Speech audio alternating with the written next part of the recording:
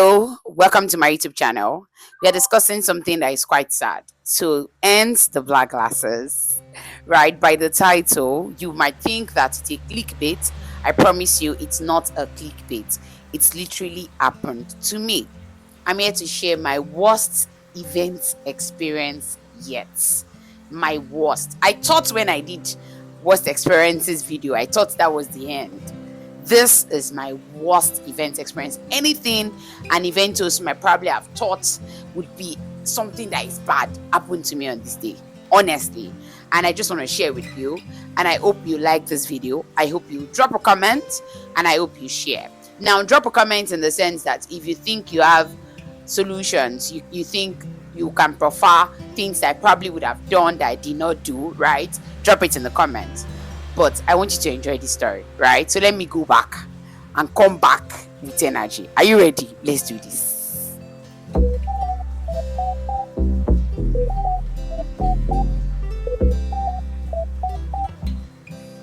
Àwájú aṣẹ́gun lọ. Come on. Àwájú aṣẹ́gun lọ. That is my victory dance because the devil is a liar. Now let's get into this event. It was the wedding reception of my very beautiful couple, my 7th couple actually since I've been hosting events. Very recent occurrence, right? But I won't be giving you details, but I'll just try and give you what happened. So I got booked for this event months prior to the event, right? And I was to travel to a different state. I told the bride if I would be traveling to a different state, my normal rule, you have to ensure that you sort out my accommodation. I'm gonna come a day before and all sorts. And she goes, the state is not so far from yours. You can come in the morning. You won't start working until afternoon and all sorts. I do not know why I accepted, but I did accept because, of course, sometimes you can just. I accepted because she came from a bride that hosted a wedding before. So, like, I was just trying to be nice and all sorts, right? So I woke up on the Saturday morning, this fateful day, and I went straight to this city or this state, right? I got to the park as early as 7 a.m., right? And I was in the park. I was in the park for like an hour in the bus before we took off. We took off straight up and we got to the city, right? From the city, took the next available bike, right, to the venue of the event. Now it gets more interesting. So I got there around 9:30 and 9:30 to 10. And I wasn't to start working until around 2 p.m., right? Guess what happened? I found out I was an outdoor event prior. Yes, I knew that prior because I already asked the bride and the groom for details, venue and all sorts. I knew it was an outdoor event, right? So I sat under the tent from 9:30 and I did not start working until 2. It gets more interesting. So when I got there, they were even very shocked. They were like, MC, you're already here 9:30. Even the alphas, they are not here yet. I'm like, I like to be very punctual, especially knowing that I was traveling states. Very important and punctual, right? So I sat down waiting. And there is something I do not do. I do not like eating at events. I just started because I'm learning to be more professional. So I've started inculcating it. I do not eat at events, no matter what. I will not eat. So they had told me, what do you want to eat? The normal Yoruba thing. We have food for you. I said they shouldn't bother. So I took a pause. I left the tent. I went to get something to eat. I had Nutri-Milk and biscuits, right? Just so because I had eaten at home before leaving Ibadan to the venue of the event. So I sat under the tent. It was going well, right? So their fast took time. I'm not even apologizing. They took time. They wasted my time. And I'm not even kidding. Why? But let's continue. So I'd waited. Then it was time for me to start. So let me get into the story. This is when the whole thing happened. Remember that I was ill and hearty. I was very okay while I was waiting for them. So I welcomed my audience for the wedding reception. It was interesting. I played with all the elders. Even the king of their city was there.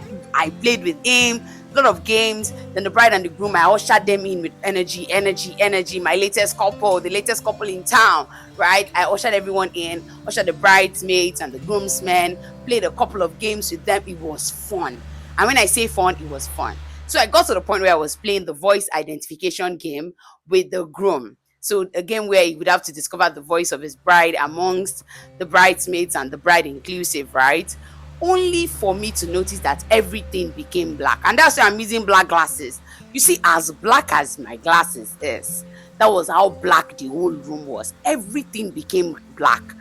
I could not see anybody. I just managed. So there was a guy that was hyping. While I was hyping them, I was hearing his voice beside the DJ. On a norm, I would have been very angry because professionally, you don't hype over my voice, right? I just tapped him and said, please, can you help me continue? I tried to move myself to the back with the DJ. Can you help me continue? Just help me hand the cake out the back, right? I told the DJ I cannot see anything. And I was friendly with the DJ. By the way, you need to learn this as a master of ceremonies. You have to be very friendly with your vendors. Create a relationship with them because you're working hand in hand with them for the success of the event, right? I just tapped in. I said, I can't see anything. The man said, you cannot see anything now. What do you want us to do? Before I knew it, I text because it's an event from an event, right? So I knew some persons at the event. So I just had to say they should me call her. She came to my side. God bless her. So by the way, I said I wasn't going to mention names in this video. So she came to my side. They took me to the back. Before I knew it, I vomited. Yes, I vomited at this wedding. I vomited. You know, I had done my full glam makeup myself. Before I knew, they poured water on my head, wiped all those makeup. I'm going to give you evidence in this video. All those makeup gone. Everything. I was shivering because I was not seeing anything and they were concerned. Why can't you see us, right? Before I knew it, they calmed me down. They kept on fanning me. They ensured that everywhere was well ventilated for me and I got myself back. Now, when I got myself back, you would think that, Shebi, you are back. Go home now. I say no. Bride and groom, they've paid. They won't do their wedding twice. Someone now told those persons that were saying, oh, it's fine, you can just eat and go home. The person said, you don't know Wura. She's very professional. She will go back into that hall. But that's a side joke, right? So I left that situation. This is how I managed the whole situation.